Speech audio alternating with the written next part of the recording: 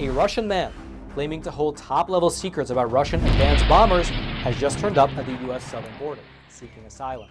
The man claims to have been an engineer at a production facility over in the city of Kazan, and he says that he possesses top-secret information about the White Swan Tu-160, which is the most advanced bomber in the Russian arsenal. U.S. border officials, they interviewed the man, and they determined that his story was in fact credible and eventually passed him off to the FBI, who are still in the process of interrogating him right now. However, analysts have pointed out that the fact that the story was even leaked to the public is an indication that perhaps the American government is encouraging other Russians who also hold top-level secrets to also escape to America. And if you thought that was interesting, well then you should click on that button below this video and check out Epic TV, one of the best no-censorship video platforms on the internet.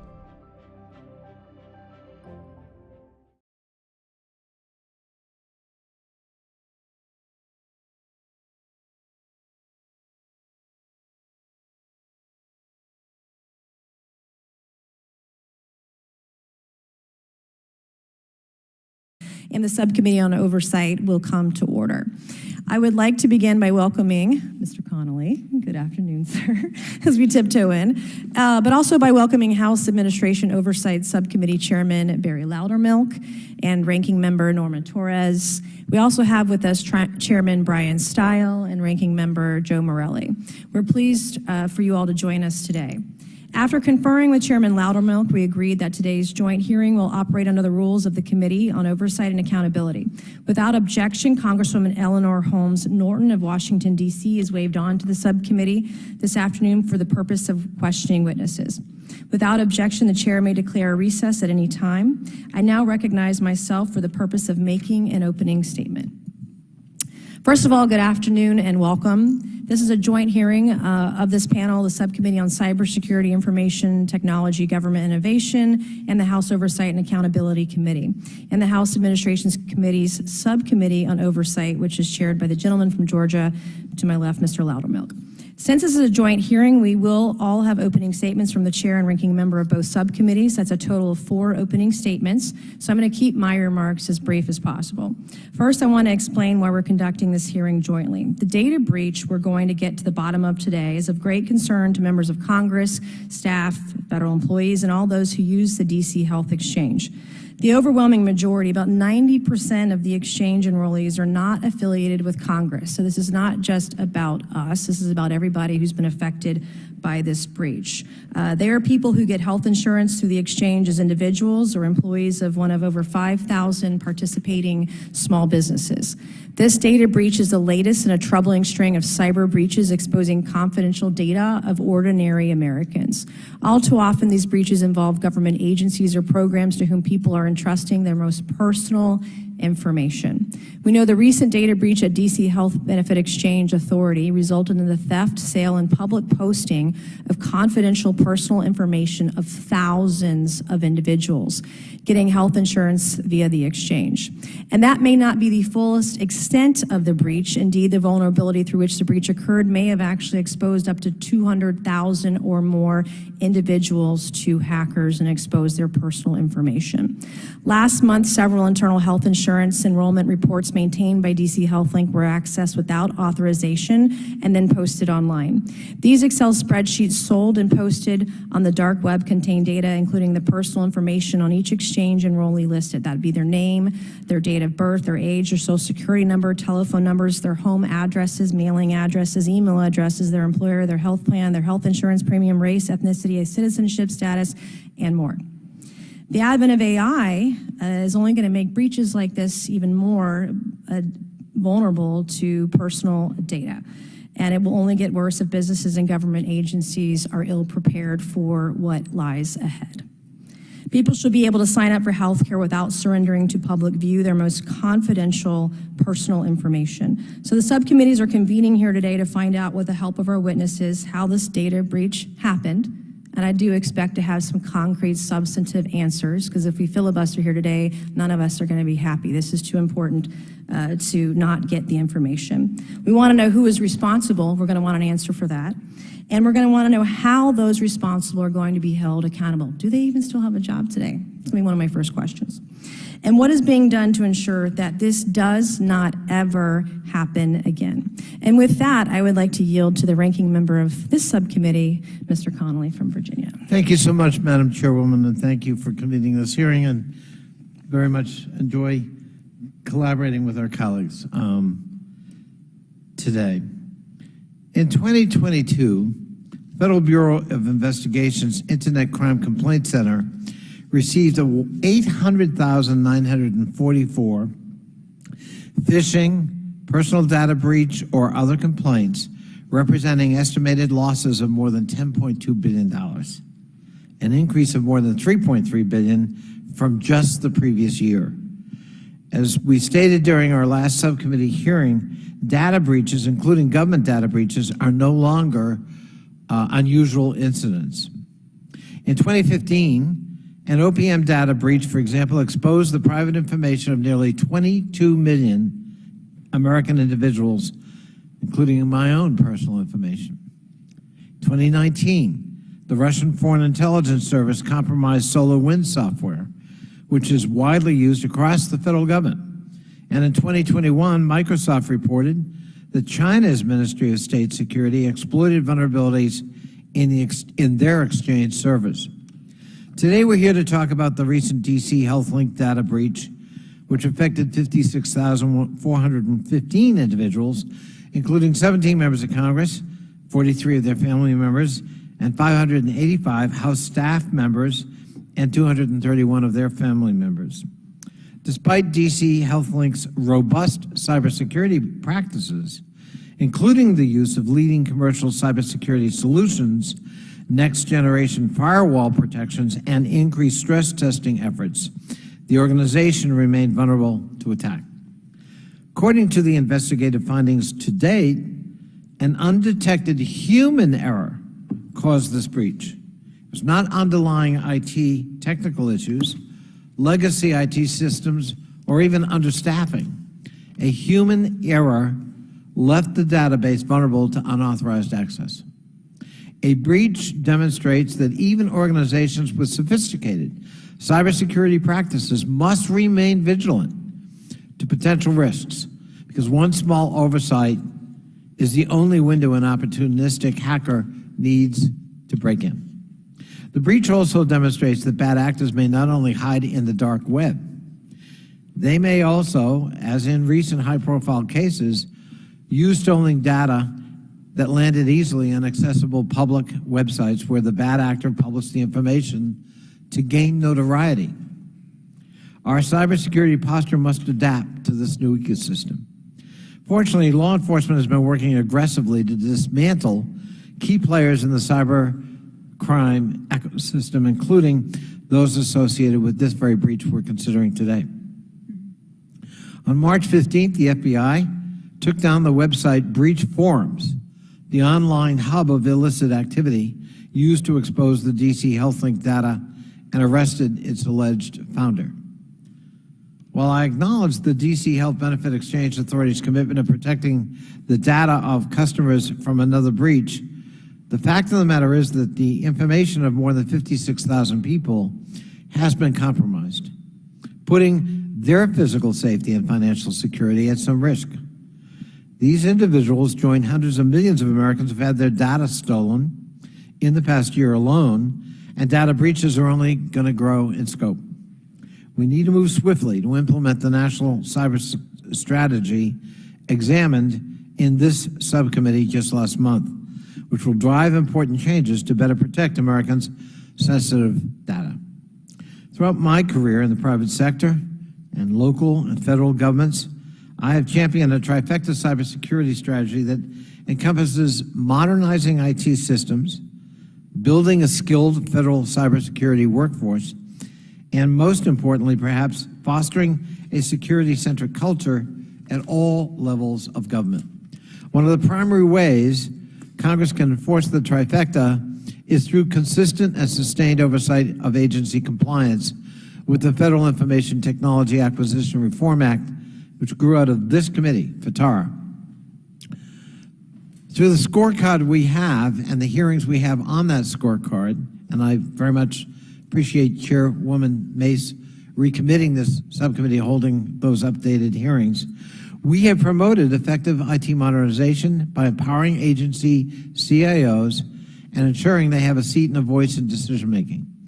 We're proud of the scorecard that has secured big victories for the IT community by elevating CIOs within their agencies to ensure they are key players in fundamental conversations.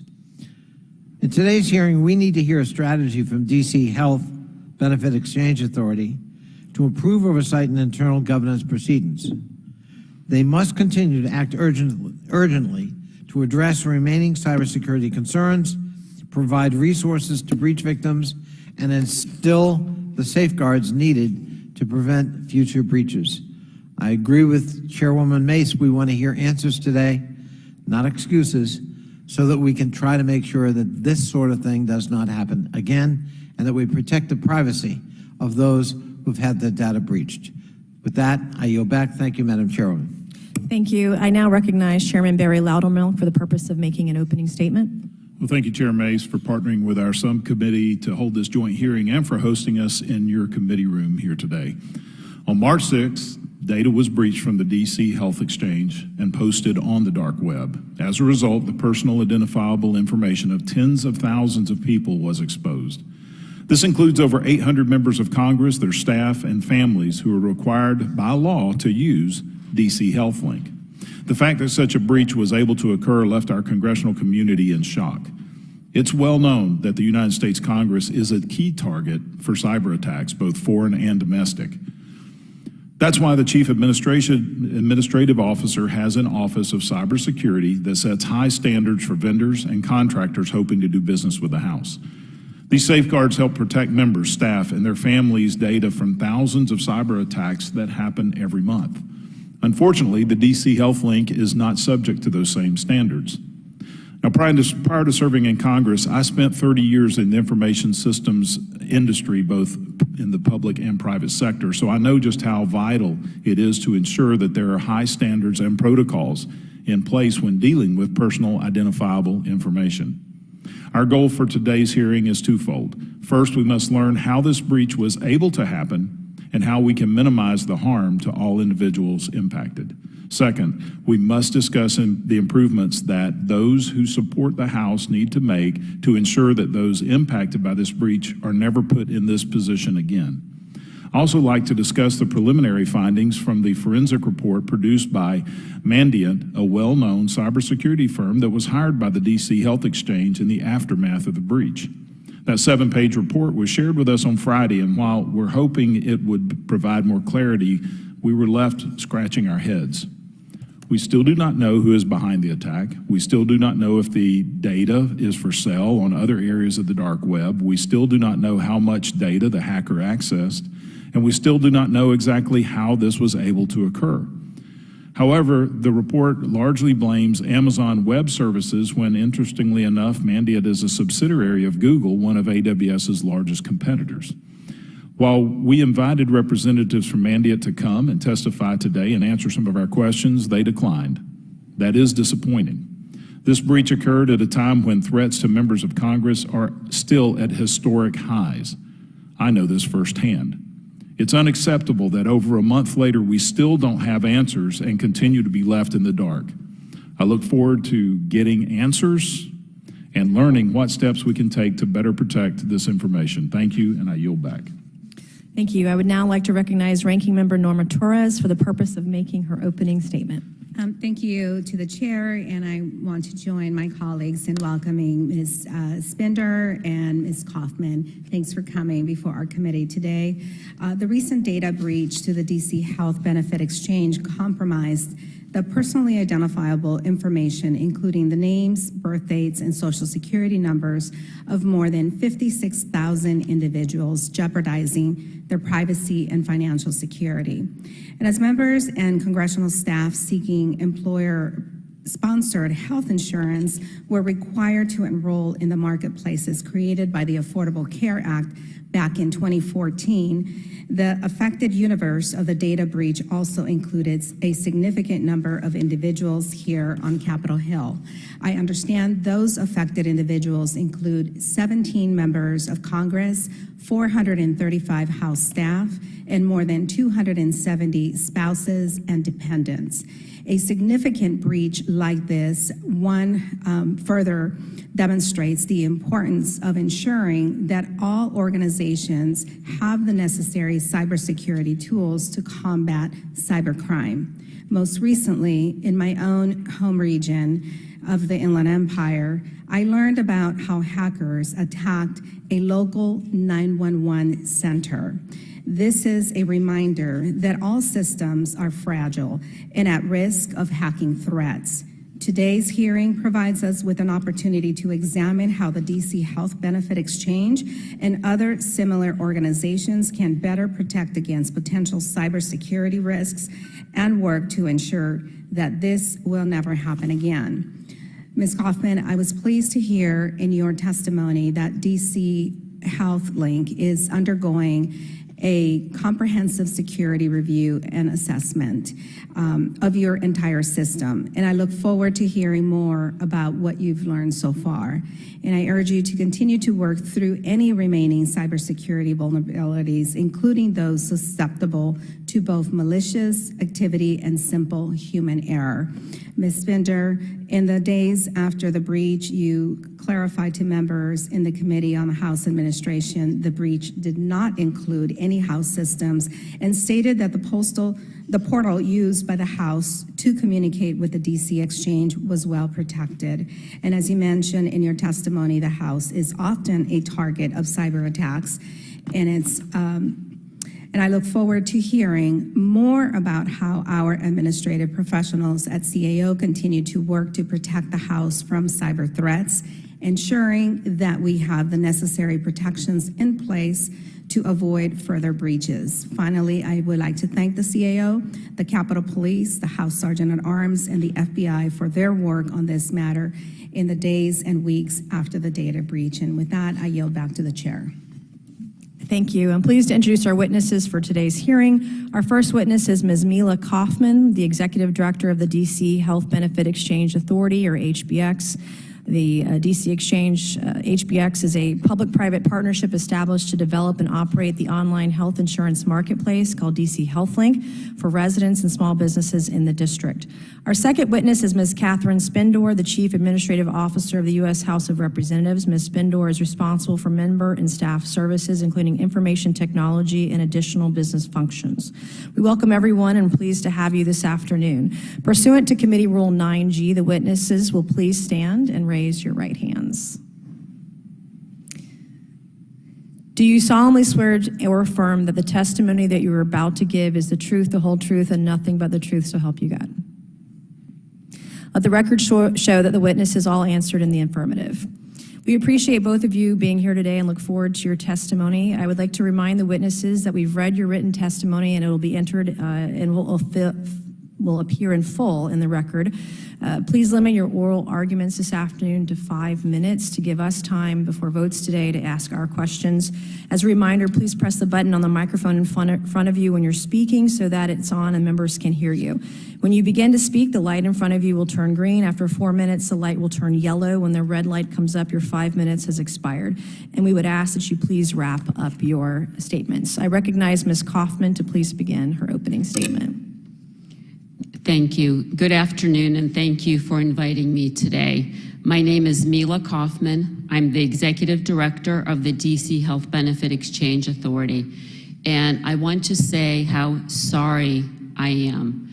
I know this is personal for many of you, many of your colleagues, and many staff members.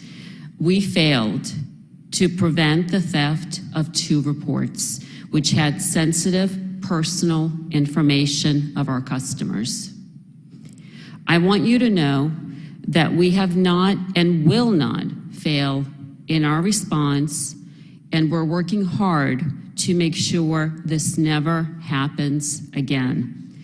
I'm here to discuss the DC HealthLink data breach affecting 56,415 current and past customers, including members of Congress, their families, and staff. On March 6, 2023, we learned that a threat actor stole personal data from DC HealthLink. While we do not have medical or healthcare information, we do have personal sensitive information. The 2 stolen reports had personal information like name, date of birth, and social security numbers.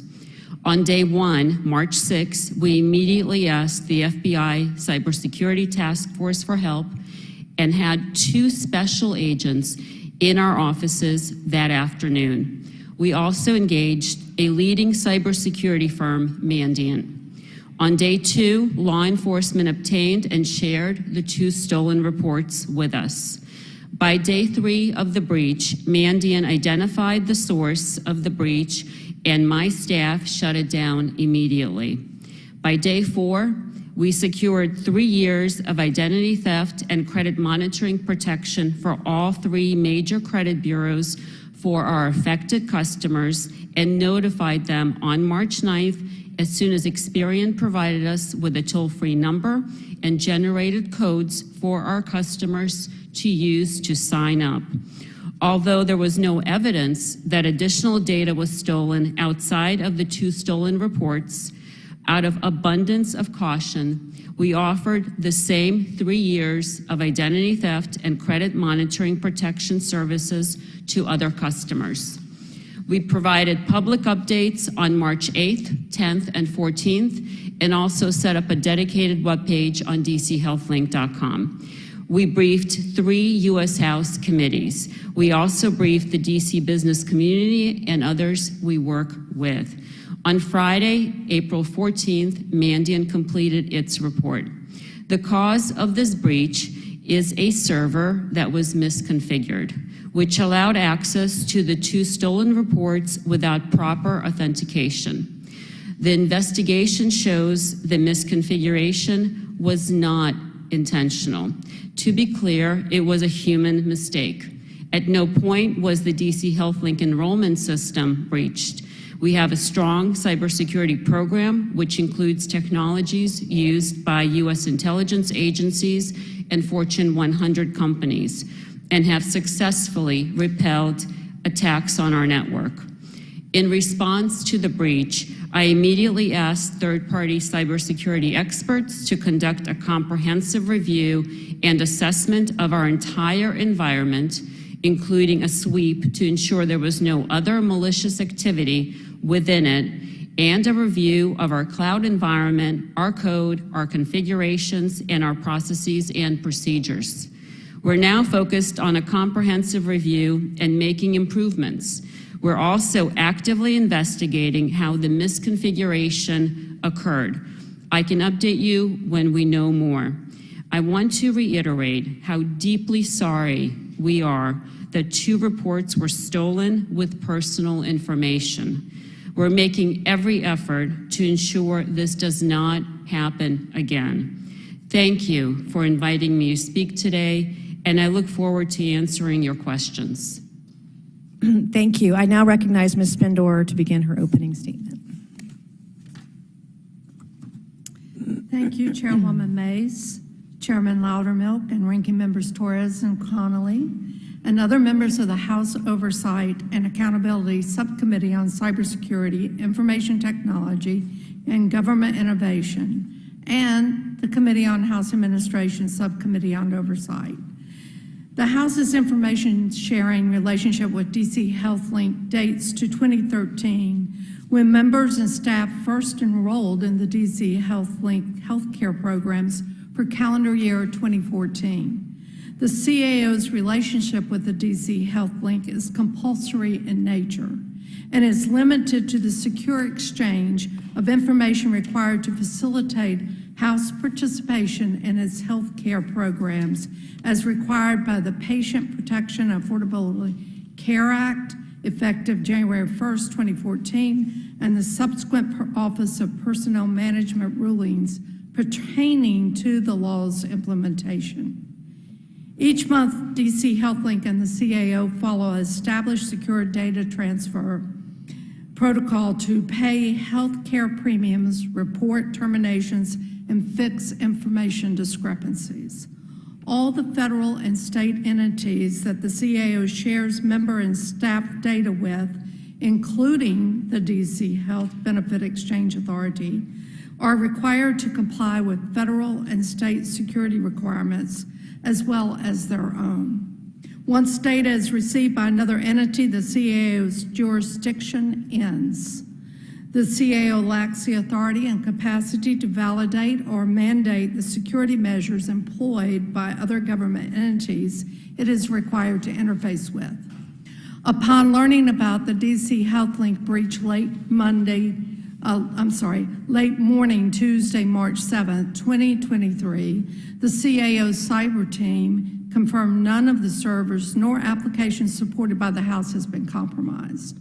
The CAO worked with the House leadership between March 7th and March 10th to send a series of communications, first to potential universe of impacted individuals, then to the confirmed universe of impacted individuals, providing information on freezing their and their families' credit at the 3 major credit bureaus out of abundance of caution.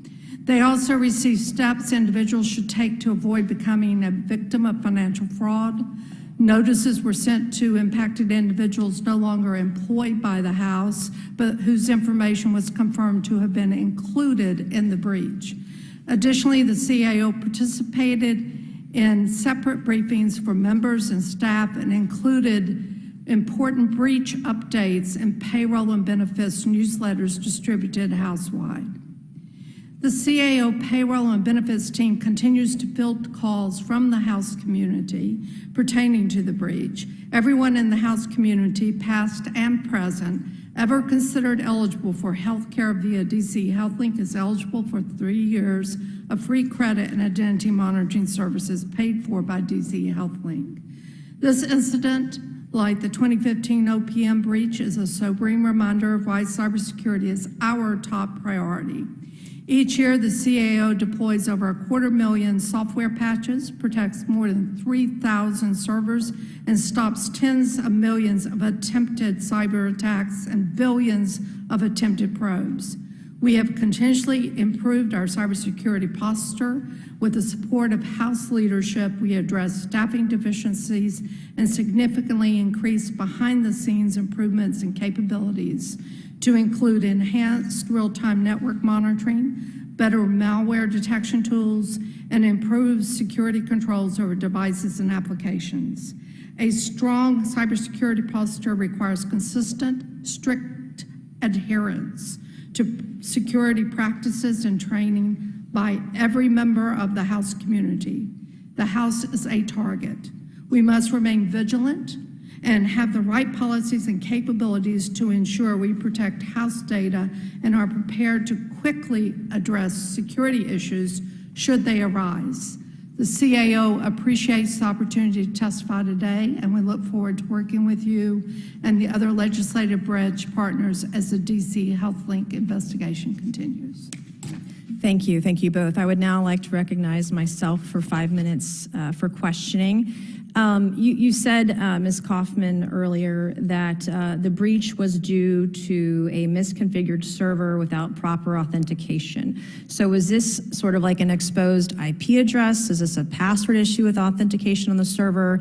What actually happened? What we know based on Mandiant's findings and investigation is that we had a misconfigured server. What does that mean? If you had an IP address, you can access the server without proper authentication. So it was an exposed IP address that anybody... If you had the IP address, you can access the information on the server. And how long was the server misconfigured? How long was the IP address exposed? So we are still investigating. The initial configuration of this server, we know occurred mid-2018. So the server IP address was exposed starting in 2018? The initial configuration of the server was mid-2018. Right now, we have Was that the same external. IP address for that server when this was exposed as an 18? Was it the same? Was it the same IP address? Had it changed at all in that time frame? From the time it was configured to the time that the breach had, did it have the same IP address that entire time? I don't know if it had the same IP address. I'll have to get back to you. But right now, we have external experts I've asked to investigate the actual misconfiguration. What happened, when it happened, why it happened, who was involved, how it happened. We have external investigators taking a look. Once I have more information. Is the person who, the individual or the team of individuals that set up the servers in 2018, and well, we don't know when it was misconfigured, but let's just, are those individuals still employed or still a vendor of DC HealthLink? The individuals or the team of people that set up the server? So that's why we're doing an external investigation, to identify who was involved in setting up all of the configurations, all of the settings, when that server was being integrated with Slack. And our suspicion is that it happened over time. And so our external investigators are looking into, starting 2018, what happened, and they're going to be looking at every year that server was configured. So it's possible to the identify. exposure had happened over an extensive period of time since 2018, potentially. A part of that time, that server was down. So we're in a fact-finding mission right now. How long and was the server down during that time frame? I don't know. Meaning offline. So our How do you not know when the server was down? That seems like if you knew it was down, you would know the time frame it was down. That's why we have external investigators taking a look to see when it was actually online, when it was offline, so we can document everything and identify who was involved, how it was configured. Was it an employee or was it a contractor? We have employees and we have contractors, and so that's part of our ongoing investigation being conducted by external experts. And I'm happy to provide you with all of that information when we have it. So given that we don't know the time frame and the server was set up in 2018, is it possible that more than 56,000 people were exposed, like hundreds of thousands of people's data was exposed? So what we know— Is that a possibility? What we know is 56,415 people, their information was stolen. We know that for a fact. We know that another set of consumers, current and past customers, their information was stored in the same manner that the stolen reports were stored. We have no evidence that their information was stolen. So on this server, were there only 2 reports, or the 2 reports that were exposed are the only ones you're aware of? Was there more than 2 reports on the server? The server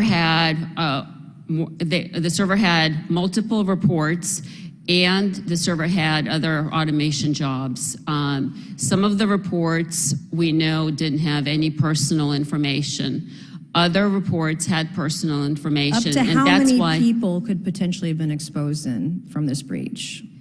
We're investigating that, but that's why we notified pretty much but certainly, everyone. you know, by the number of reports on that server, the reports that have personal data and don't, certainly you know the number of records or number of people that were exposed through the breach. The issue is some reports existed for a week and then were replaced by other reports, so they were eliminated. We are trying to identify every potential person whose data may have been on the server, and that's why we notified a lot of people. Yeah, no, I get that. I'm not going to complain about the way that people were notified. I think that was done well. I would tell you, it was done quickly, it was done well, and from a crisis standpoint, the response was excellent. I'm more concerned about the access, the IP address, the exposed IP address, and the data that was on that server. Just as a company policy within the DC Health Exchange, our employees required to use a, quote, strong password when they're creating, authentication within the programs that you all use. Yes, we encourage the use of strong passwords. Is it required or is it just encouraged? We follow DC government standards and for our passwords. Do you all require as a company, a matter of company policy, 2-factor authentication for company passwords? that are used by employees or contractors? I will have to get back to you on what contractors are required to do. What about employees? Are they required to use two-factor authentication for their passwords for anything that they're accessing within the organization? Yes, it might be helpful to give Are you... they required to use two-factor authentication? Yes or no? Multi-factor authentication Okay. is required to access your systems, like your cell phone, your email. How long has that been going on? The multi-factor authentication requirement. I'll double check, I think, for a number of years now. Okay. And before you had to have codes to get in. But I'll So double because we check don't know that. who's responsible for it yet, no one's been held accountable. No one's been fired or lost a contract as a result of the breach. Would that be accurate to say? We are doing a full investigation. Are you going to fire the contractor or the employee that created this breach issue? Will they be fired? We're doing a full That would investigation. be a no or an I don't know, which is not an acceptable answer. I have one question for Ms. Spendor. Unlike the House vendors, your office has no choice with regard to working with DC Health Exchange. Given what you know now about this breach and potential, I mean, this was an IP address totally exposed out there for God knows how long. What you know about this breach, does the DC Health Exchange meet the cybersecurity requirements of the House and its vendors? In other words, would the exchange pass muster as a House vendor? Because we know that the CAO holds our vendors to a very, very high standard in terms of the applications we're allowed to use. Is that? At the time we had our agreement with them, put into place the various agreements that we do have with them, it's hard to know if they would pass the evaluation since we really didn't have an opportunity to do so. Certainly, if we were doing an evaluation now, Would they pass muster today? we would certainly have some questions, yes. We would have to reevaluate and probably ask some very hard questions on what had happened. Okay, thank you, and I am going to yield to Mr. Connolly's 5 minutes. Thank you, Madam Chairwoman. Ms. Kaufman, how did you learn that customer data have been exposed on the publicly available website breach forums? We work very closely with the city's technology agency, and one of their vendors identified the problem. The technology agency came to us on Monday around 12, and within 15 minutes, we confirmed that 11 of our customers' information was posted in this solicitation. So they brought it to you? The city technology agency we work with, correct. And then we immediately notified law enforcement, the FBI Cybersecurity Task Force, and asked them for assistance. As I understand it, the DC Capitol Police identified another website, pastehub.net, where the hacker posted a sample of the purloined data. To your knowledge, did the stolen data appear on other publicly available websites in addition to those two, breach forums and pastehub? Not to my knowledge, but that's also a question I'm happy to follow up with law enforcement as well as the external experts we have. During the early days of the data breach investigation, I guess by Mendiant, what steps did your office take to inform the appropriate entities of the breach to ensure that other potential targets received alerts as quickly as possible? We and the city technology agency immediately notified the U.S. Cybersecurity Infrastructure Security Agency, U.S. Homeland Security and Emergency Management Agency. We notified CMS, our oversight agency, within the hour of learning of the breach. And we also, the next day, once we had confirmation that congressional information was in the stolen reports, we notified the House and Senate personnel offices, as well as OPM and others. We took immediate steps for mitigation, and we did two things. Mandiant, within 2 days, was able to identify the source of the breach and we shut it down immediately. That was within 2 days of the breach. And within 3 days of the breach, we were able to secure identity theft and credit monitoring protection for 3 years for all 3 major credit bureaus. And that Thursday, March 9th, we notified 56,415 people whose information was stolen. And then that Friday, March 10th, we started to notify other people whose information was stored in the same manner that these stolen reports were stored in. Were the people, out of abundance of caution. Were the people in that 56,000 population, they were told directly your data has been breached? Yes. Okay, because some of us got a generic notification that there had been this breach, but it wasn't clear that you personally were part of that. So if you weren't told directly, you were not affected. Correct. We wanted to notify others, and that's why you got a general notification saying the protection we've secured is available to you.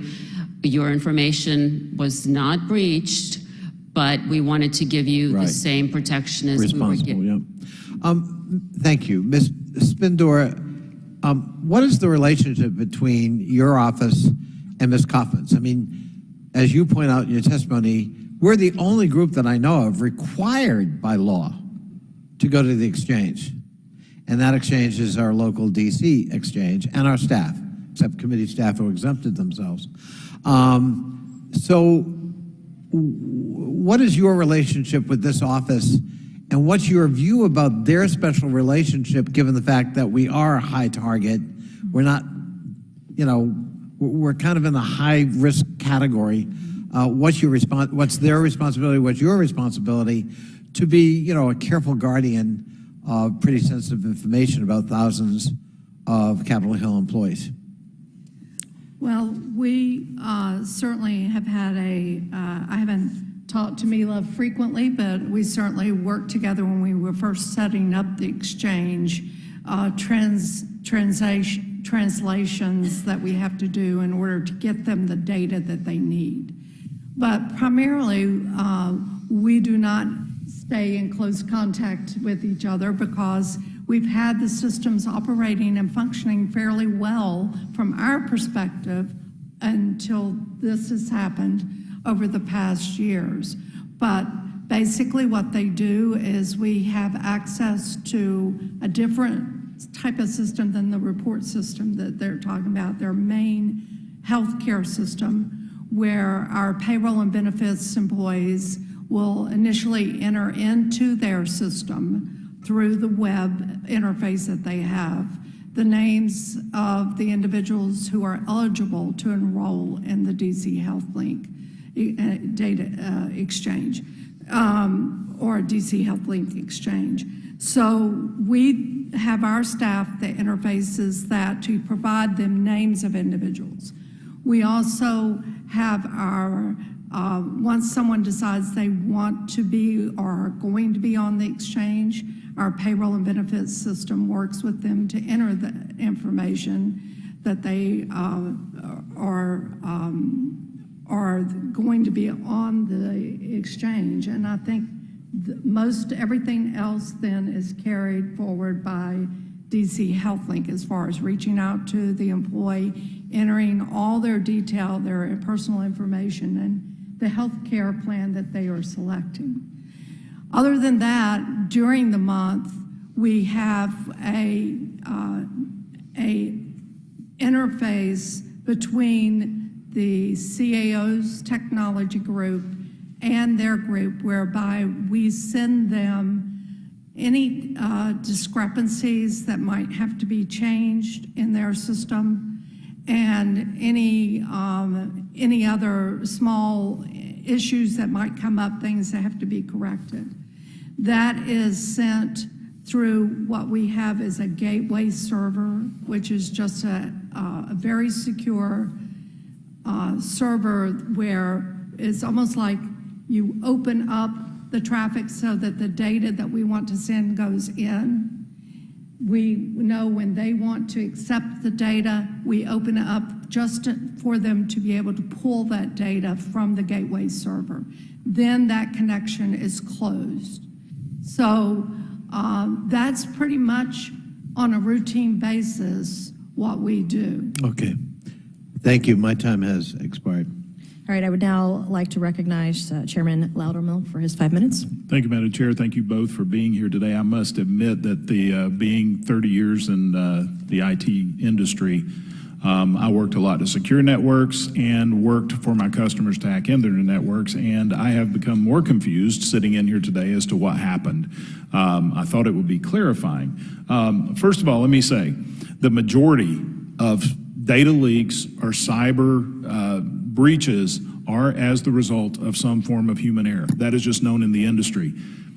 When we work with companies, and I still will consult occasionally without fee to people who ask, especially when it comes to setting up a security policy, your first thing you do is understand the majority of your data breaches are going to come from some form of human error. In 2017, Equifax had one of the largest data breaches in our country's history. It was because of a human error, just because someone failed to apply a patch to a system that was critical for their cybersecurity. So when I hear that it was a mistake, human error, tells me that there are other policies that were not in place to protect against these human errors. Two-person integrity, double checking what people are doing. The other thing is an exposed IP address in itself does not create an exploitable server. Many servers have, through some form of firewall, gateway, IP masking, there is access to those servers that it's needed. There had to be some other vulnerability that was exploited on that server. So before I get to my other questions, Ms. Coffin, I would like your commitment that you'll provide this committee the full mandate report as soon as it's received by DC Exchange, because they've either summarized at a very elementary level what happened, or we just need to know exactly what's good. Will you provide that report to this committee? You have Mandiant's incident report. In addition to that, what I'm committing to doing is providing additional reports and information we gleaned from external independent cybersecurity experts that I've asked to look at our entire system, to your point of processes, policies, looking at the entire AWS environment that we're in, looking at our firewalls, our code, our configurations. I'm committing to providing you with updates on what we learned from external experts we've hired and all the steps that we're taking to make sure this never happens again. And we have tried, and I hope you recognize this, to be as transparent as possible and provide you with information as we have facts. I myself briefed 6 different congressional committees to date. We've met with... I don't mean to cut you off, but I am limited on time, and I do have to get to other things. We appreciate your transparency with us. We don't appreciate the transparency with the hackers, okay? And this is... just from what I've heard in here today, I mean, every system is subjected to a hacker. When I ran a business, it was always, the question was not if my customer is going to be hacked, but when. And you always had to stay a step ahead of the bad guy. It's vigilance. It's continual vigilance. That's the only way that you can secure against this. From just what I've seen so far, that this was made extremely easy for somebody to get. But let me get to my questions at this point. I'm going to start with Ms. Spender. Can you briefly describe for us the level of assessment a vendor must undergo prior to providing an essential service to the House that requires access to member and staff data? Because a lot of times it's not just people inside the organization, but it's their vendors. What level of assessment must they go through?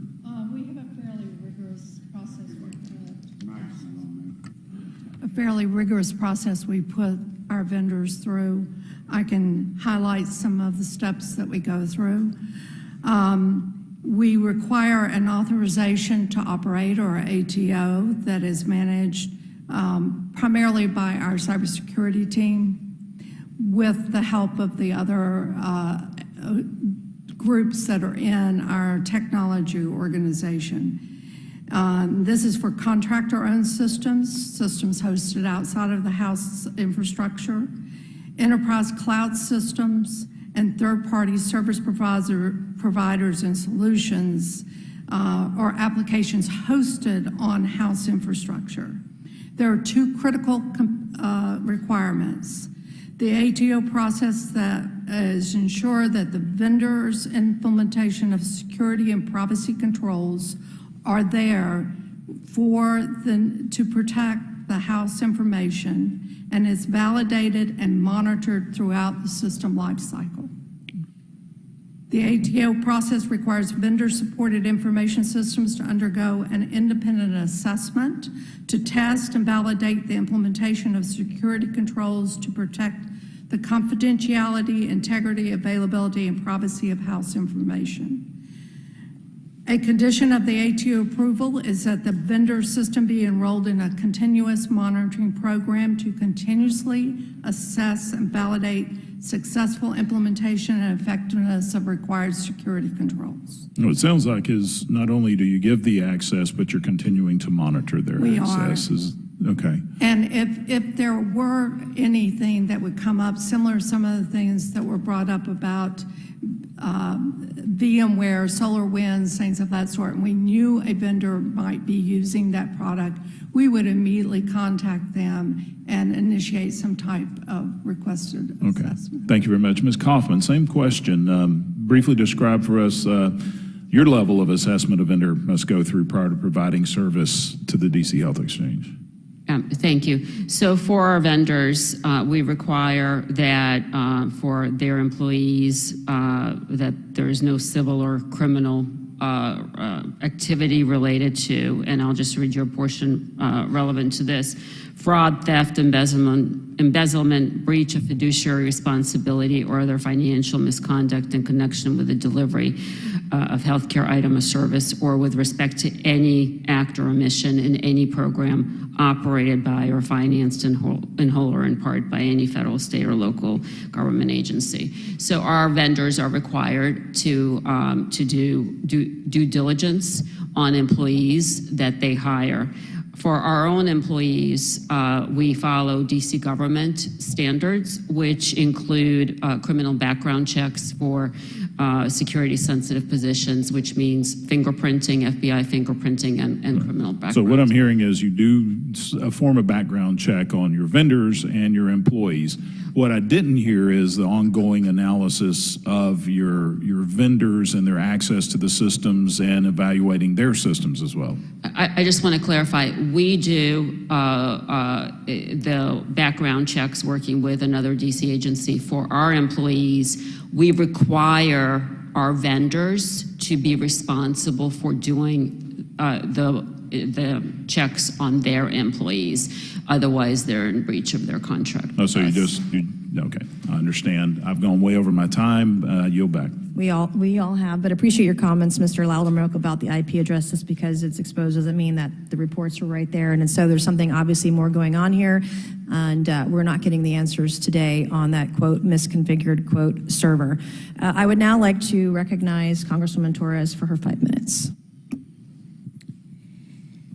Ms. Spender, of the 56,000 individuals exposed outside of the members of Congress and the staff, I think us working in this campus are very knowledgeable and have access to a lot of resources to protect our information. I'm very concerned about the people outside of this campus. Can you tell me how did you notify them? Let's start with that.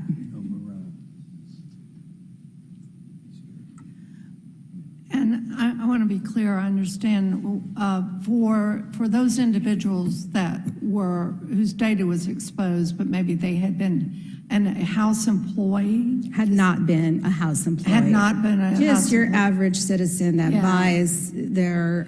Well, I understand. That really was not something, we did not notify those individuals. That was up to DC HealthLink to notify those individuals that were not house employees. Okay, can you answer that question, Ms. Kaufman? Yes, so we did it through a variety of mechanisms. One, within 3 days of the breach, we secured identity theft and credit monitoring protection through Experian for 3 years. No, I understand that. But how did you notify the people outside, working outside of this building? Yeah, we notified everyone. How? Email, phone, multiple languages, only in English? Explain that to me. We put a notice in their DC HealthLink account and triggered an email alerting them to review their notice, that it's urgent.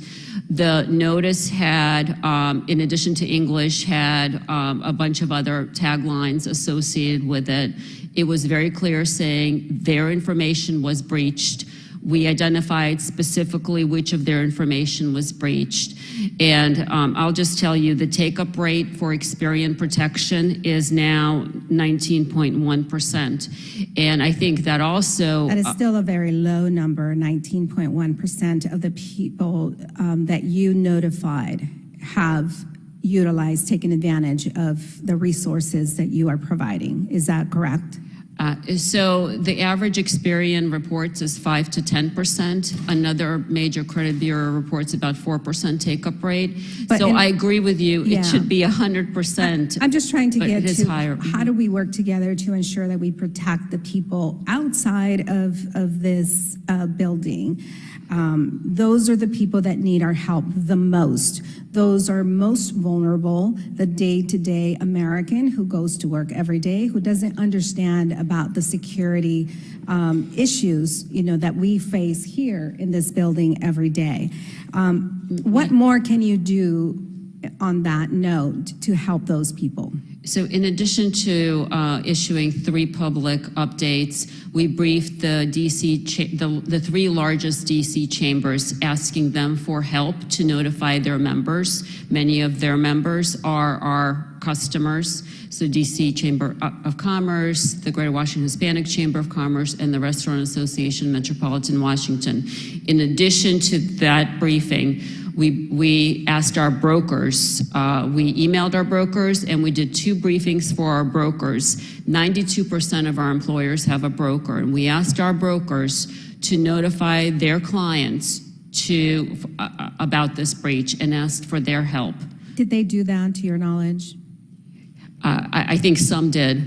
Okay, can you follow up on that and let us know if that was done, and if not, I hope that you would, go back to them and ensure that that gets done.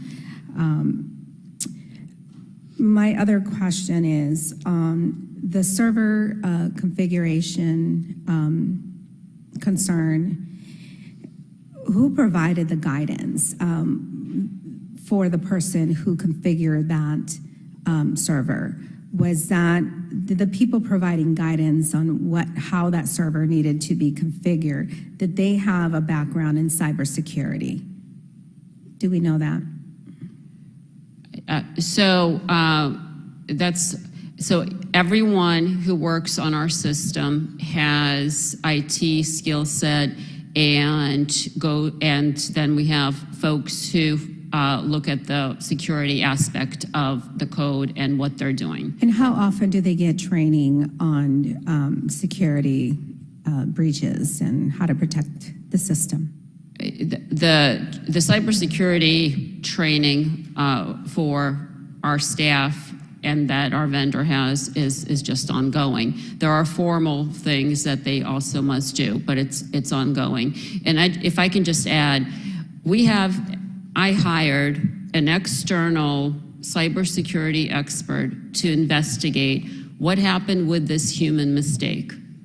And we're going to have a lot of information on when the server was misconfigured, why it was misconfigured, why it wasn't caught, and all of the steps that led to this event. And once we identify everyone who had any part of it, we're going to have lots of information to act on and lessons to make sure it never, ever happens again. Thank you, and I yield that. And hopefully that means they get fired. I'm going to recognize Congressman Timmons for his 5 minutes, and then the witness has asked for a break, and we'll do that after Mr. Timmons' questions for 5 minutes. We'll do a quick 5-minute break. Okay? All right, Mr. Timmons. Thank you, Madam Chairwoman. We have a problem in this country, both with cybersecurity and privacy.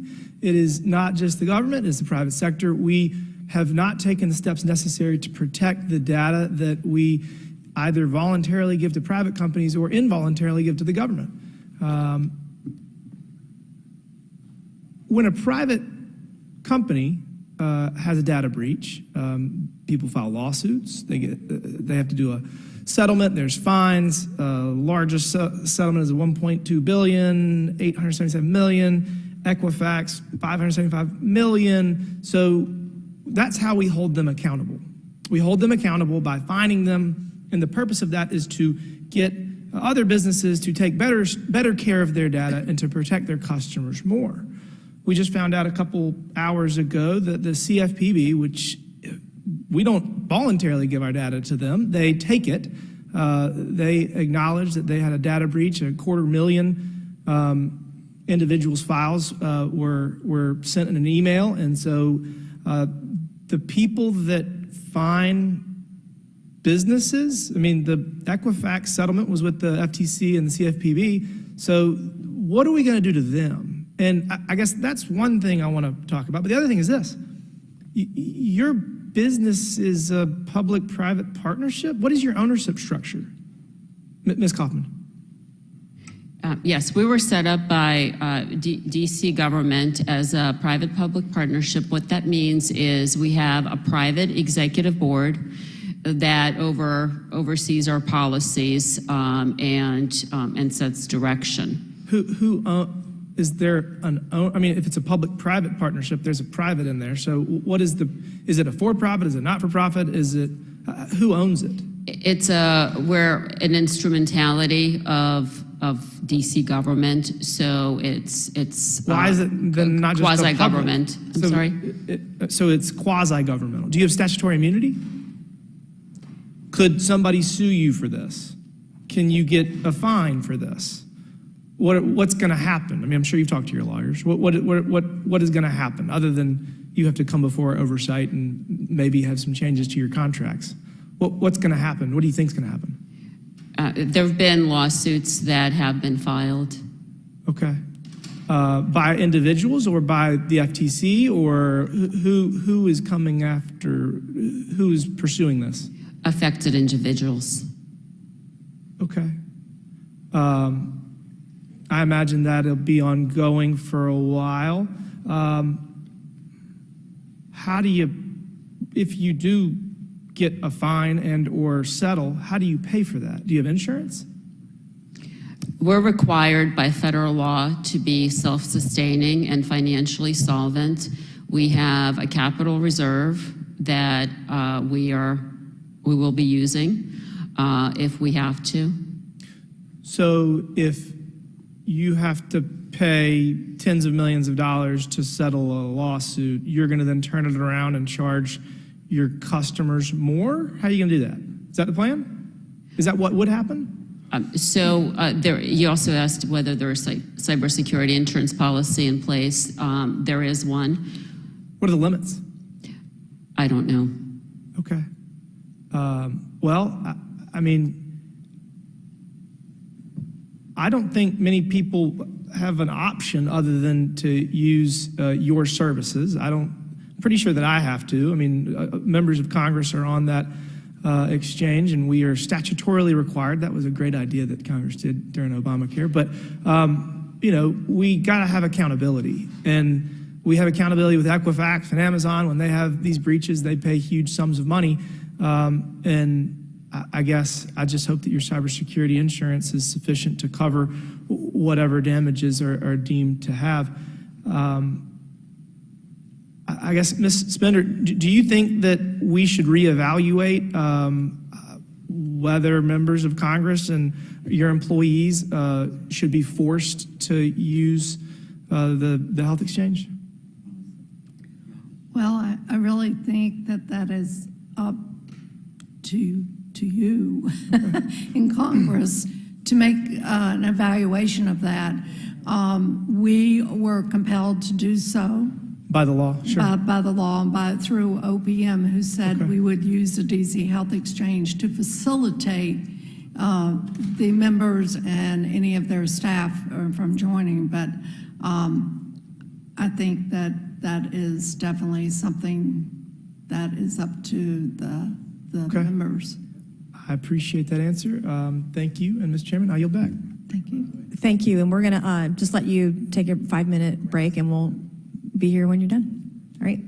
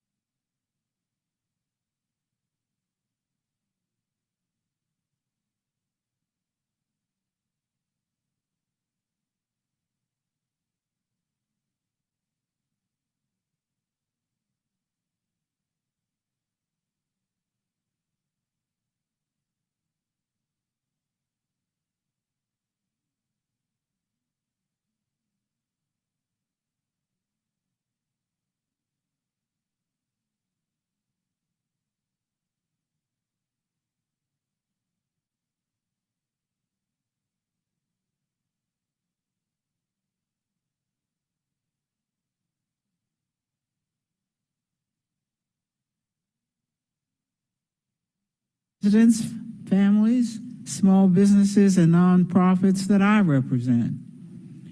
Ms. Kaufman, you mentioned that the DC Health Benefit Exchange Authority is offering 3 years of free credit monitoring to all customers whose data was at risk. How do these resources or resource offerings compare to what other breached organizations offer victims? We believe that the 3 years of identity theft monitoring and credit monitoring for all 3 major credit bureaus for 3 years exceeds what typically happens. Typically, you may get 1 or 2 years, or you may just get monitoring for one major credit bureau. We wanted to go as broad as possible and beyond people whose information was not stolen. We've made this protection available to everyone, past and current customers.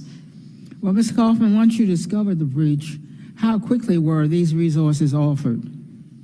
We discovered the breach on March 6th. We were able to secure Experian credit monitoring and identity theft monitoring by March 9th. And that's when we notified the customers whose information was stolen. And then on March 10th, so this is just a matter of days after discovering the breach, on March 10th, we started to notify other customers whose information was stored in the same manner as the 2 stolen reports, but we had no evidence that it was actually stolen. I understand that the acceptance rate for credit monitoring and other services you offered were higher than the industry average. Ms. Kaufman, have you considered taking any additional actions to support victims of the data breach? Yes, we continue to work with all of our DC HealthLink assisters and the 3 largest chambers. And certainly our brokers, we've asked them for help to notify their clients. I also just want to say how appreciative I am of the House CAO and her deputy in the outreach that they did through their mechanisms to members of Congress and affected staff. Well, Ms. Kaufman, did DC HealthLink inform affected customers of the breach and of the credit monitoring resources via a message loaded into the DC HealthLink account in boxes? Isn't that correct? We loaded the breach notice into DC HealthLink account, and that also triggered an email to let the person know to check their account. This message generated a generic email to email addresses on file, notifying them to check their DC HealthLink account box. Is that correct? Yes. Did the email contain any mention that the breach had occurred or give any indication that their personal data had been compromised? The email itself did not have that kind of information. It was marked urgent to check their DC HealthLink account for an important notice. Impacted individuals would therefore need to take the time to log into their DC HealthLink accounts or even know about the breach and the free credit offering. Isn't that correct? Yes, they can also call our call center and get that information as well. We shared information with the 3 largest chambers and our brokers, so our brokers can share that information with their customers. And so we have different ways that we've shared both the Experian codes and the information on how to sign up for the 3-year protection. We understand, Ms. Kaufman, that the open rate for emails was between 22% and 32%. So theoretically, many individuals impacted by the breach are not aware that their data was stolen? The open rates for the notices, I think, is what you quoted. So that's how many people actually looked at the notice. And so we're not relying solely on the email or the information in the account. And that's why we did 3 public updates and we created a special web page on dchealthlink.com. Initially, we had a pop-up. So that's the first thing you see when you go to dchealthlink.com, that we've suffered a data breach. But that is precisely why we're working with stakeholders like the business community and our brokers and our DC HealthLink certified assisters to help get the word out and encourage people to avail themselves of the 3-year identity theft and credit monitoring protection for all 3 major credit bureaus. Well, Ms. Kaufman, has the authority explored additional... Ms. Norton, we're about 2.5 minutes over. I know, but everybody was Everybody over. got about 2.5 minutes over. Okay. Well, you did good. You and Timmons did not. So about 30 more seconds, please. Well, I must note that everybody took more time, and since I'm more deeply involved than everyone else. No, yes, ma'am, and I'm giving you more time. You're at almost 3 minutes over, Okay. which will be the most that anybody had today. All So right, thank I'm you. almost through. Ms. Kaufman, has the authority explored additional methods of notifying DC residents besides email, such as text, phone call, or paper mail? We're looking at all options available to help notify people. Finally, Ms. Kaufman, what metrics and evaluative tools are you using to assess the effectiveness of your outreach strategies? Well, we looked at the industry, what the Experian and other major credit bureaus report for take-up rates in case of breaches. And Experian reports 5 to 10% take-up rate. Ours currently is 19.1%, so above their reported average. Another major credit, Equifax, reports 4% take-up rate. So right now we're at 19.1%. But as I mentioned earlier, obviously, we want everyone whose information was stolen to avail themselves of this protection. Thank you. Thank you, Ms. Norton. I would now like to recognize Congressman Stile for 5 minutes, maybe.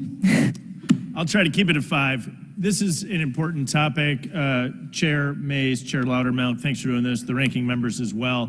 Ms. Spindor, Ms. Kaufman for being here in going through this. Last month, members of the congressional community, including over 800 House members, staff, and family members, at a minimum, had their private information unnecessarily exposed after the breach of the DC HealthLink. To me, the goal of our hearing today is how did this happen?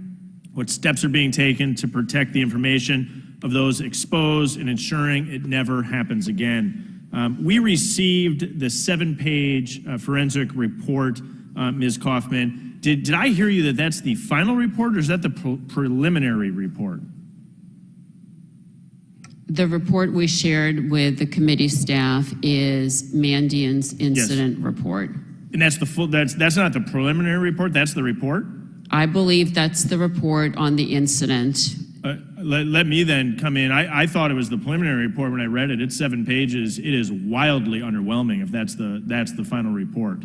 I think that's something we should look into more broadly.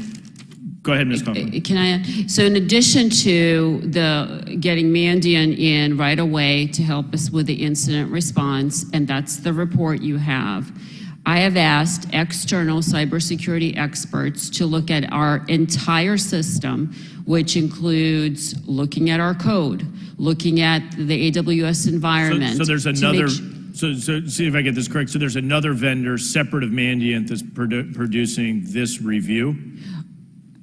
We have several different expert vendors who are looking at our entire system, and what I've committed to doing earlier is providing you with information as we have information from external experts who are looking at our entire system to make sure, one, there's no malicious actor in our system. Understood. I got a lot of questions, and I don't know if I have a short amount of time, but a short amount of time to go through with you. So I appreciate that. I'll just say that the Mandiant report was wildly underwhelming.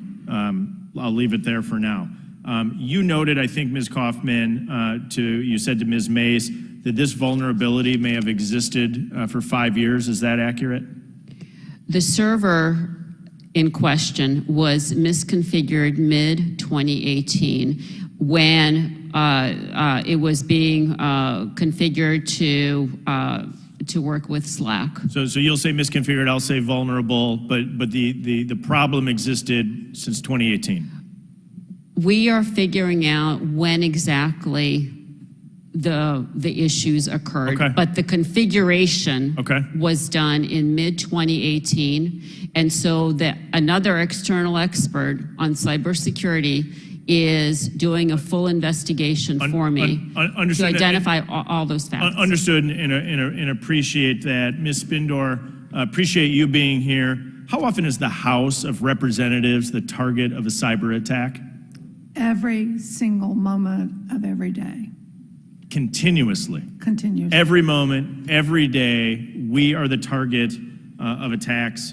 The CAO's Office of Cybersecurity works around the clock to ensure, to protect members and staff that our data is protected. Is that accurate? Because we're getting attacked around Yes, the clock. It's all the cyber team plus me. And appreciate, and let me say, I know you got a lot of folks on your team that do a great job on behalf of both the staff and the members here, and thank you to you and your staff for the work you guys do literally around the clock, in particular as it relates to IT. Any vendor wishing to do business with the United States House of Representatives has got to go through a vigorous and rigorous assessment by the CAO in order to be approved and granted access to our systems. Is that correct? Correct. And would a vulnerability exist for years before in the House? Would such a vulnerability be able to exist for years before it's detected?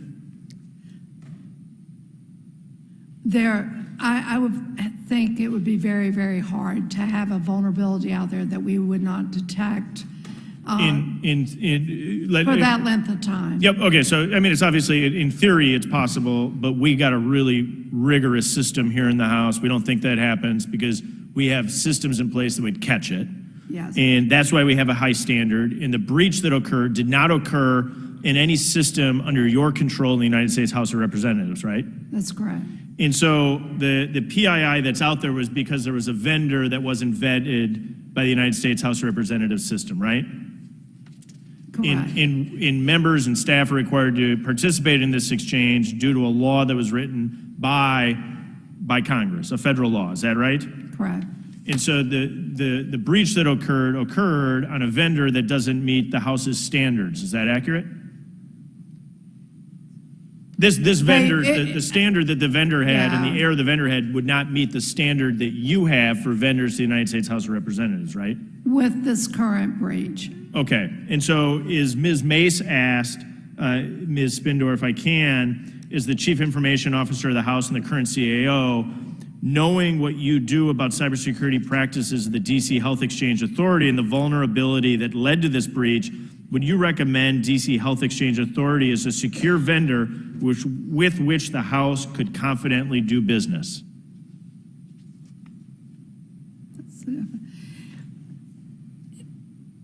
I'm not sure that I would. Well, they're below your standards, so you I I can't fathom you'd recommend we would do business with them. We were doing an evaluation today. If you did an evaluation today of the standard that existed before the breach, would they pass or fail? They'd fail, Right, right? right. But members are still doing business with the DC Health Exchange today. I'll tell you, as chairman of the Committee on House Administration, I look forward to working towards solutions to ensure that we serve this institution and we're not in this position ever again. I appreciate our witnesses being here. Madam Chair, I yield back. Thank you. I would now like to give 5 minutes to Congressman Griffith. I thank the gentlelady, and I apologize that I've not been able to participate and be a part of this hearing up to this point in time. I was chairing another subcommittee hearing where we were dealing with issues related to data brokers. But this is an important hearing, and I look forward to getting all the information, not just the part I've been able to sit in on for the last, say, 15 minutes. With that, I would yield my time to my colleague from the great state of Georgia, Mr. Loudermilk. I appreciate that from my friend and colleague from Virginia, and I'm going to try to keep this within our time frame so we can actually set a record in here that somebody stayed within the 5 minutes. And I just want to complete some of the questioning that I was doing earlier. Ms. Spindor, as I know, but as you can explain, the House employs a number of information systems officers, is that correct? Can you please elaborate on the role of these individuals as it relates to, as you mentioned, continually monitoring House-approved vendors? Yes, sir. I'd be glad to.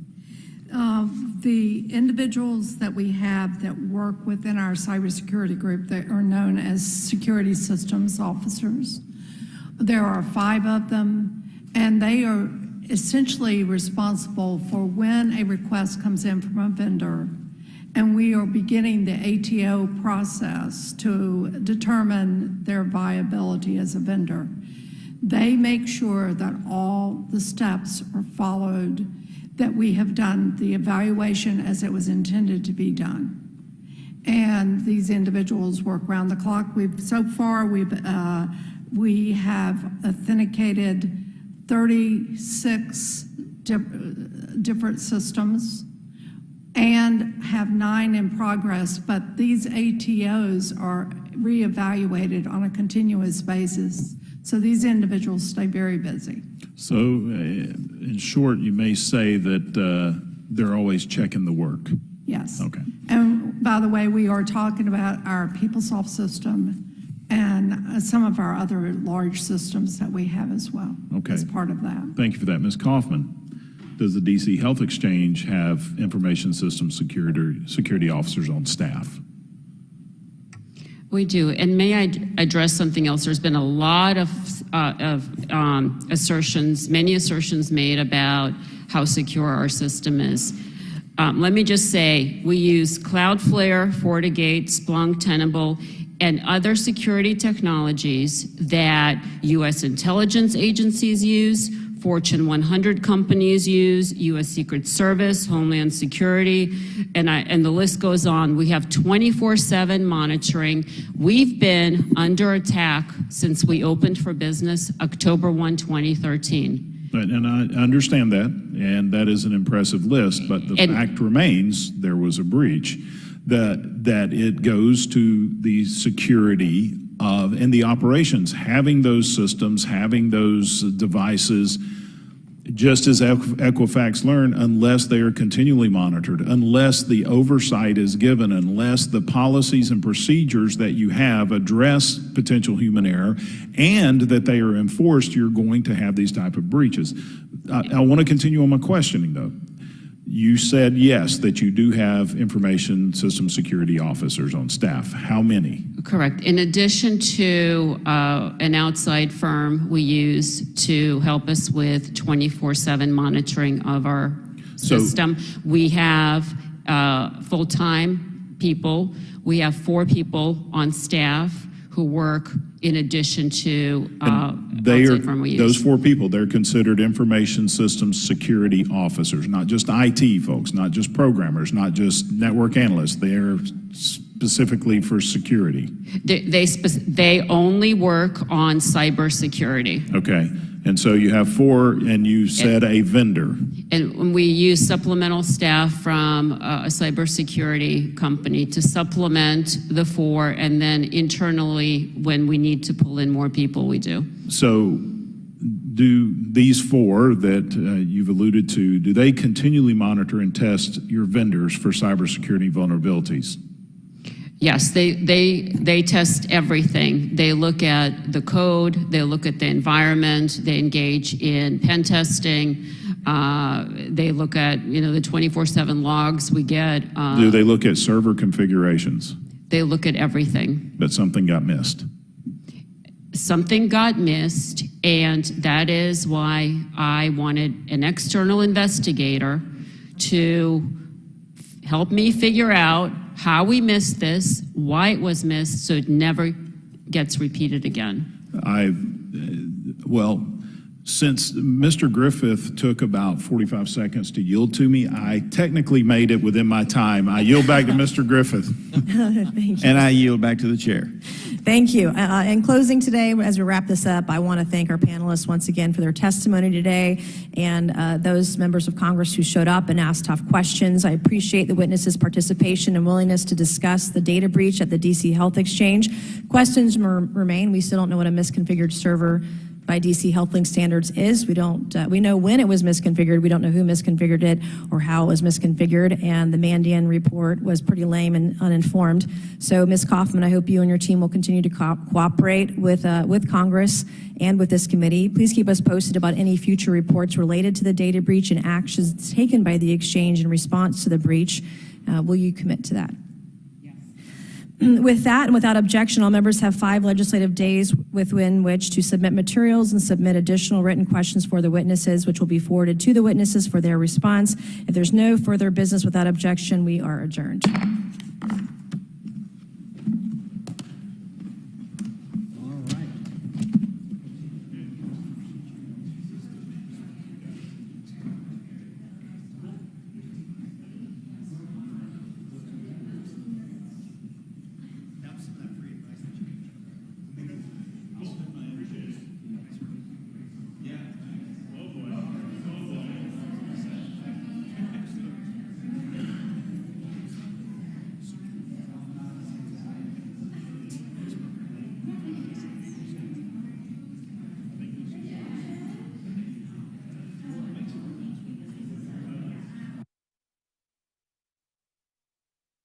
And our allies and partners.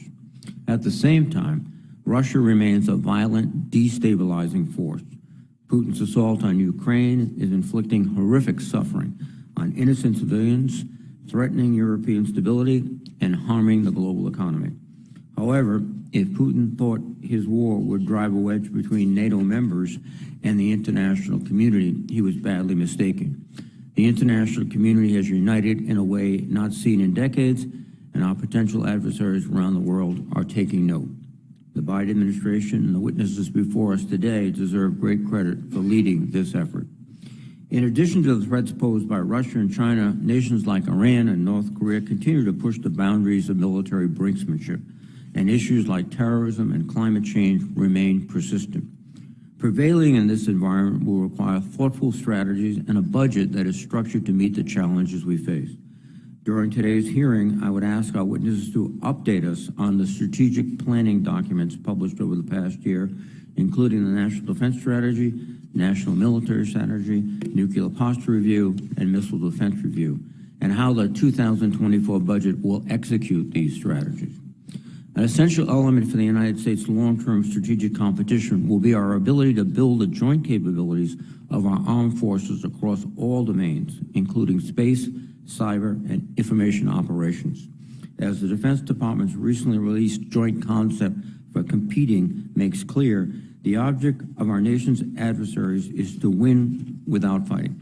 The concept warns that if we do not adapt to the realities of long-term competition, quote, the United States risks ceding strategic influence, advantage, and leverage while preparing for war that never comes.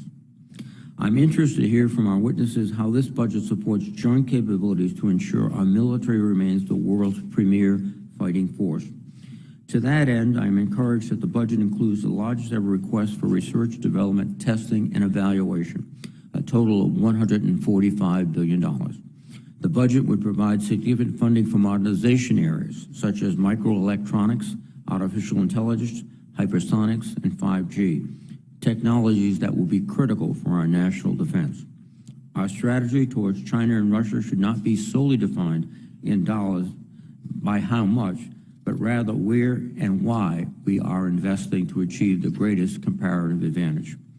Keeping our competition with China front and center, this budget request includes $9.1 billion for priorities covered by the Pacific Deterrence Initiative, or PDI. I am encouraged by the progress we have made through PDI thus far, and this committee will continue working to help improve the design and posture of the joint force in the Indo-Pacific region. This should include strengthening logistics, modernizing infrastructure, conducting exercises, and training and building the capabilities of our allies and partners. Indeed, our approach to the Indo-Pacific should be informed in part by lessons drawn from the European Defense and Deterrence Initiative, or EDI, which has played a decisive role in strengthening Ukraine for the last 9 years.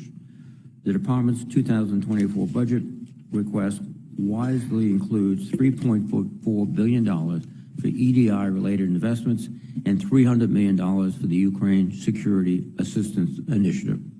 I'm also pleased to see that this budget request prioritizes taking care of our men and women in uniform and the civilians who serve alongside them by providing an across-the-board pay raise of 5.2%. This pay increase sends an important message to the workforce at a time when recruiting is particularly challenging. The budget request also includes $16.7 billion for military construction projects, and I'm particularly pleased to see increases in barracks sustainment. The improvements to our facilities, repair, and modernization will go a long way toward the joint forces' readiness and quality of life of our military personnel. With regard to our nuclear strategy, I understand that the budget request supports important steps for the modernization of our nuclear triad.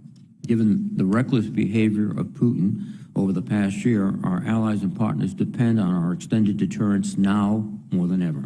We must also be acutely aware of China's rapidly growing arsenal.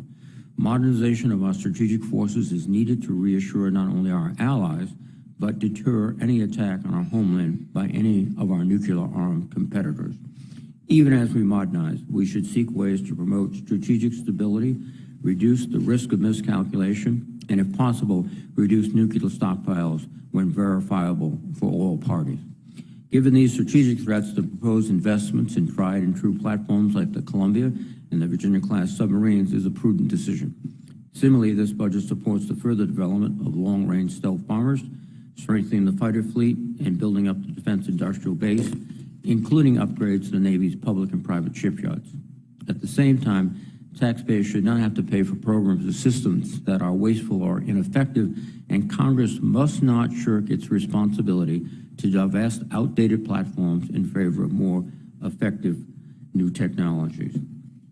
We are engaged in a struggle between autocracy and democracy, and we cannot fail in succeeding in that struggle. Again, I'd like to thank the witnesses for their participation today. I look forward to testimony, and let me now recognize Ranking Member Senator Wicker. Thank you, Mr. Chairman, and I too want to thank our distinguished witnesses for being here. For the third year in a row, President Biden has sent to Congress a budget request that cuts military spending amid a more dangerous and complex threat environment. We are in the most crucial years of our efforts to prevent aggression by our peer adversary, the Chinese Communist Party. The cost of failure in this effort would be nearly unthinkable.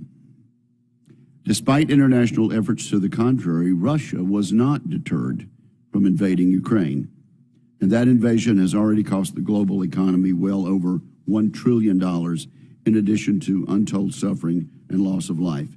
These costs will continue to mount unless we give the Ukrainians every single tool they need to win as soon as possible. Our intelligence community tells us a deterrence failure over Taiwan would make the economic effect of Ukraine conflict look vanishingly small. This year's budget is the last one that funds capabilities that are likely to be fielded before 2027. That's the year by which Xi Jinping says he wants the People's Liberation Army to be ready to take Taiwan. That makes our work here very urgent. I'm heartened to see that the budget request prioritizes some programs of critical importance to near-term deterrence and warfighting, including the Strategic Capabilities Office, DARPA-led Assault Breaker 2, electronic warfare and cyber programs, and the emerging efforts to deliver real warfighting capability out of the JADC2 program. These near-term, high-return investments are crucial. Even so, I remain concerned that we are not moving fast enough on some of these efforts. At the same time, while the National Defense Strategy emphasizes the importance of our posture in the Western Pacific, I note this budget actually cuts the level of spending on key planning and design activities. This is despite the clear congressional signal sent by Senators Reid and Inhofe in the statute when they created the Pacific Deterrence Initiative several years ago. We cannot successfully deter Xi with a brittle basing and logistics infrastructure. Further, we must work together to think bigger and more creatively about the scale of investment and focus needed to compete with Beijing in the decades to come. Our current nuclear modernization efforts are moving too slowly and will produce a force ill-equipped to deter multiple nuclear-armed adversaries. The current approach to rebuilding our shipbuilding industrial base is also woefully insufficient. The Department of Defense has failed our shipbuilders by promising stability and then pulling the rug out from under them. This has hit amphibious shipbuilders particularly hard. This budget also fails by actually shrinking the U.S. Navy this year and in future years instead of growing the fleet as is required by law. Congress, again, will need to rectify these failures. Yet even where Congress and the Department of Defense have agreed on our approach, such as with the submarine industrial base, progress has been too slow or non-existent. We need to make generational investments across our basic defense infrastructure, including shipyards, munitions, and ammunition plants, advanced test ranges, and even barracks for our service members, and I do appreciate the chair emphasizing that in his statement. Similarly, we cannot effectively compete with and deter our adversaries with the recruiting deficiencies we've heard about, for example, at last week's hearing.